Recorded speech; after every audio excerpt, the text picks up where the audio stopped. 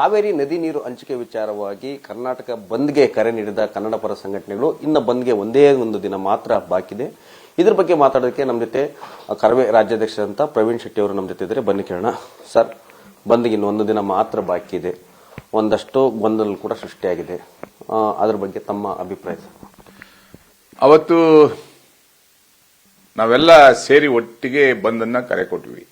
ಆವತ್ತಿನ ಪರಿಸ್ಥಿತಿ Kaveri KRS dam ಅಲ್ಲಿ 20% ನೀರಿದ್ದಿಲ್ಲ, ನೀರು ಕೊಡ್ಲಿಕ್ಕೆ ಯಾವುದೇ ಅವಕಾಶಗಳಿದ್ದಿಲ್ಲ, ಮತ್ತೆ ಮಳೆನೂ ಇದ್ದಿಲ್ಲ. 20% ಮಳೆ ಬಂದಿತ್ತಷ್ಟೇ.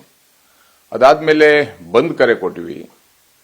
ಬಂದ್ ಕರೆ ಕೊಟ್ಟಾಗಲೇ ಸರ್ಕಾರಕ್ಕೆ ಎಚ್ಚರಿಕೆಯನ್ನು ಕೊಟ್ಟಿವಿ, ಯಾವುದೇ ಕಾರಣಕ್ಕೆ ನೀರನ್ನ ಬಿಡಬಾರ್ದು, ನೀರನ್ನು ಬಿಡ್ತಿದ್ದೇ ಆಗಿದ್ರೆ ಬಂದ್ ಮಾಡ್ತೀವಿ ಅನ್ನುವಂತ ಎಚ್ಚರಿಕೆಯನ್ನು ಕೊಟ್ಟಿವಿ.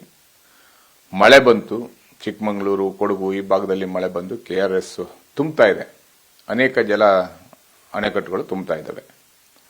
ಇಂಥ ಸಂದರ್ಭದಲ್ಲಿ ಬೆಂಗಳೂರು ನಗರ ಮತ್ತೆ ಅನೇಕ ಭಾಗಗಳಿಂದ ಮಳೆ ಬಂದಿರೋದ್ರಿಂದ, ನೀರು ತುಂಬಿರೋದ್ರಿಂದ ಬಂದ್ ಮಾಡಬೇಕಾ ಮಾಡಬಾರ್ದಾ ಅನ್ನುವಂಥದ್ದು ಜನ ಪ್ರಶ್ನೆ ಮಾಡ್ತಾ ಇದ್ದಾರೆ. ನಾವು ಸಹ ಯೋಚನೆಯನ್ನ ಮಾಡ್ತಾ ಇದ್ದೀವಿ. ಇಂಥ ಸಂದರ್ಭದಲ್ಲಿ ಇವತ್ತು ಸಹ ಸುಪ್ರೀಂ ಕೋರ್ಟ್ 12,000 ಕ್ಯೂಸೆಸ್ ನೀರನ್ನು ಬಿಡಿ ಅನ್ನುವಂಥದ್ದು ಕನ್ನಡಿಗರಿಗೆ ಒತ್ತಡವನ್ನು ಹಾಕ್ತಾ ಇದೆ. ನಮ್ಮನ್ನು ಆಳುವಂತ ರಾಜಕಾರಣಿಗಳು ಮತ್ತೆ ಲೋಕಸಭಾ ಸದಸ್ಯರು ಮತ್ತೆ ಕೇಂದ್ರ ಸರ್ಕಾರ ಈ ಕೂಡಲೇ ಮಧ್ಯಪ್ರವೇಶ ಮಾಡಬೇಕನ್ನುವಂತ ಒತ್ತಾಯವನ್ನು ಮಾಡ್ತಾ ಇದ್ದೀವಿ. ಇವರು ನ್ಯಾಯಾಂಗದಲ್ಲಿ ಸರಿಯಾದ ವಾದ ಮಂಡಿಸದೆ, ಸರಿಯಾಗಿ ಚಿಂತನೆಯನ್ನ ಮಾಡದೆ, ಬೆಂಗಳೂರು ನಗರವನ್ನ ಉದ್ದಕ್ಕೂ ಅಗಲಕ್ಕೂ ಬೇಕಾದಷ್ಟು ಬೆಳೆಸ್ತಾ ಇರೋದ್ರಿಂದ ಬೆಂಗಳೂರು ನಗರಕ್ಕೆ ಎಲ್ಲಿಂದ ನೀರು ಕೊಡಬೇಕು, ನೇತ್ರಾವತಿ ನೀರು ತರ್ತೀನಿ ಅಂತೇಳಿ ಪೈಪ್ ಹಾಕಿ ಪೈಪ್ ಲೈನ್ ಅಲ್ಲಿ ಹಣ ಮಾಡಿದ್ರು ಬಿಟ್ರೆ ನೀರಿನ್ನು ಬಂದಿಲ್ಲ. ಅದೇ ರೀತಿ ಶರಾವತಿಯಿಂದ ನೀರು ತರಬಹುದು, ಸಮುದ್ರಕ್ಕೆ ಪೋಲಾಗುವಂತ ನದಿಗಳಿಂದ ಬೆಂಗಳೂರು ನಗರಕ್ಕೆ ನೀರು ತರುವಂತ ವ್ಯವಸ್ಥೆಯನ್ನ ನಮ್ಮ ಸರ್ಕಾರ ಮತ್ತೆ ನಮ್ಮ ರಾಜಕಾರಣಿಗಳು ಬ್ಲೂ ಪ್ರಿಂಟ್ ಹಾಕಿಲ್ಲ. ಇನ್ನೊಂದು ಕಡೆ ಮೇಕೆದಾಟು ಯೋಜನೆ ಆಗಿಲ್ಲ, ಇನ್ನೊಂದು ಕಡೆ ಮಹದಾಯಿ ಯೋಜನೆ, ಕಳಸಾ ಬಂಡೂರಿ ಯೋಜನೆ ಉತ್ತರ ಕರ್ನಾಟಕ ಭಾಗದಲ್ಲಿ ರೈತರು ಸಹ ಸಂಕಷ್ಟದಲ್ಲಿದ್ದಾರೆ. ಒಂದು ಕಡೆ MES ದೌರ್ಜನ್ಯ, ಇನ್ನೊಂದು ಕಡೆ ಬೆಂಗಳೂರು ನಗರದಲ್ಲಿ ಪರರಾಜ್ಯದವರ ದಬ್ಬಾಳಿಕೆ ದಿನನಿತ್ಯ ಕನ್ನಡಿಗರ ಮೇಲೆ ಆಗ್ತಾ ಇದೆ. ಅದೊಂದು ವಲಸೆ ನೀತಿಯನ್ನು ತರಬೇಕನ್ನುವಂತ ಅನೇಕ ಹೋರಾಟಗಳನ್ನು ಇಟ್ಕೊಂಡಿದ್ದೀವಿ. ಇಂಥ ಸಂದರ್ಭದಲ್ಲಿ ಬಂದ್ ಮಾಡಬೇಕಾ ಮಾಡಬಾರ್ದಾ ಅನ್ನುವಂಥದ್ದು ಅನೇಕ ನಾಯಕರಲ್ಲಿ ಗೊಂದಲ ಇದೆ. ಜನ ಪ್ರಶ್ನೆ ಮಾಡ್ತಾ ಇದ್ದಾರೆ.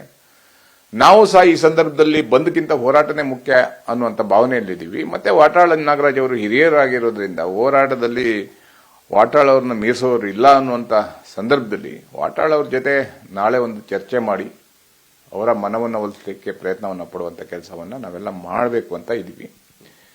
ಎರಡನೇದಾಗಿ ನಮ್ಮ ಸಂಘಟನೆಯ ಎಲ್ಲ ಜಿಲ್ಲಾಧ್ಯಕ್ಷರು, ರಾಜ್ಯ ಪದಾಧಿಕಾರಿಗಳ ಸಭೆಯನ್ನ ನಾಳೆ ಕರೀತಾ ಇದ್ದೀವಿ 11:30-12 ಗಂಟೆಗೆ ವಸಂತ ನಗರದ ಬ್ಯಾಡ್ಮಿಂಟನ್ ಕ್ಲಬ್ ಅಲ್ಲಿ. ಆ ಸಭೆಯಲ್ಲಿ ಅಂತಿಮವಾಗಿ ತೀರ್ಮಾನವನ್ನು ತಗೊಂಡು ಹೋರಾಟ ಮಾಡಬೇಕಾ, ಬಂದ್ ಮಾಡಬೇಕಾ, ಯಾವ ರೀತಿ ಬೆಂಬಲ ಕೊಡಬೇಕು ಅನ್ನುವಂಥದ್ದು ನಾಳೆ ನಿರ್ಧಾರ ಮಾಡಿ ಹೇಳುವಂತ ಕೆಲಸವನ್ನು ಮಾಡ್ತೀವಿ. ಕೆಲವೊಂದಷ್ಟು ಜನ ಈಗಾಗಲೇ ಬಂದ್ಗೆ ನೈತಿಕ ಬೆಂಬಲ ಕೊಡ್ತೇವೆ ಅಂತ ಕೂಡ ಒಂದಷ್ಟು ಜನ ಹೇಳ್ತಾ ಇದ್ದಾರೆ ಸರ್.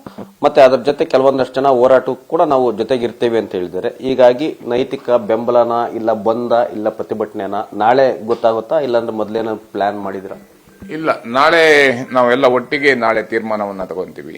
ವಾಟಾಳ್ ನಾಗರಾಜ್ ಅವ್ರ ಹತ್ರ ಮಾತಾಡ್ತೀವಿ, ತೀರ್ಮಾನ ತಗೊಂಡು ನಿಮ್ಗೆ ನಾಳೆ ಮಧ್ಯಾಹ್ನ ಹೇಳ್ತೀವಿ. 12 ಗಂಟೆಗೆ ಸಭೆಯನ್ನು ಕರೆದೀವಿ, ಆ ಸಭೆಯಲ್ಲಿ ತೀರ್ಮಾನವನ್ನು ತಗೊಂತೀವಿ.